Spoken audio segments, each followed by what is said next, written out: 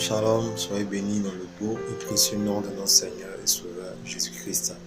J'aimerais exhorter quelqu'un à avoir une vie de méditation profonde de la parole de Dieu. Il dit, ta parole est une lampe à mes pieds, une lumière sur mon sentier.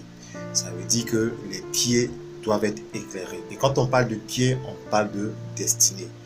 Tu vois, Dieu veut t'éclairer. Ce monde est obscur. Il dit, lève-toi, sois éclairé, car ta lumière arrive. Voici, les ténèbres couvrent la terre et l'obscurité les peuples.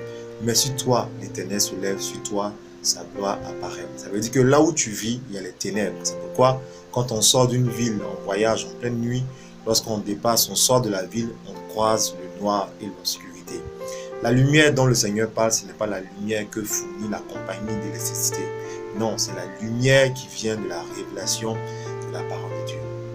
Il est important en tant que chrétien d'avoir la révélation de la parole de Dieu. Avec tout ce qui se dit aujourd'hui sur les réseaux sociaux, avec tout ce qui se passe aujourd'hui, si tu n'es pas éclairé, tu vas perdre la foi. Parce que la Bible a donné la prophétie. Le Seigneur a dit, quand il viendra, est-ce qu'il trouvera la foi sur la terre? Il y a plein de choses, il faut que tu sois éclairé. Dans le choix d'un conjoint, un chrétien ne marie pas une personne inconvertie. Tu es chrétienne ou chrétienne, si tu veux te marier, tu te maries dans le Seigneur. On ne marie pas un inconverti, on ne marie pas quelqu'un qui va à l'église, on marie quelqu'un qui confesse que Christ est son Seigneur et son Sauveur. Tu vois, il y a plein d'affaires qui vont se proposer à toi. Si tu n'es pas éclairé, tu seras grugé.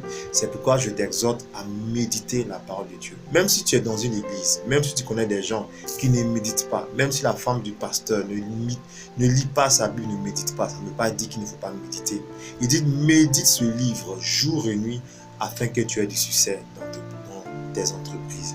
Donc je t'exhorte à être cette personne qui lit la Bible. Même si tu es à la maison, que tes parents ne lisent pas la Bible, même ton enfant ne lit pas la Bible, ton époux ne lit pas la Bible, ou ta femme ne lit pas la Bible, ça n'est pas dit que la Bible ne se lit pas. Il faut méditer.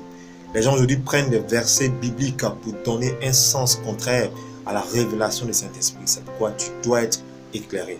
Quelqu'un tout récemment a dit que lui ne va pas à l'église parce qu'il y a un pasteur, il suit un faux pasteur, il est découragé. Ce sont les hommes qui ont créé la dîme, tu vois. Mais il est un influenceur et les influenceurs sont en train d'influencer des vies.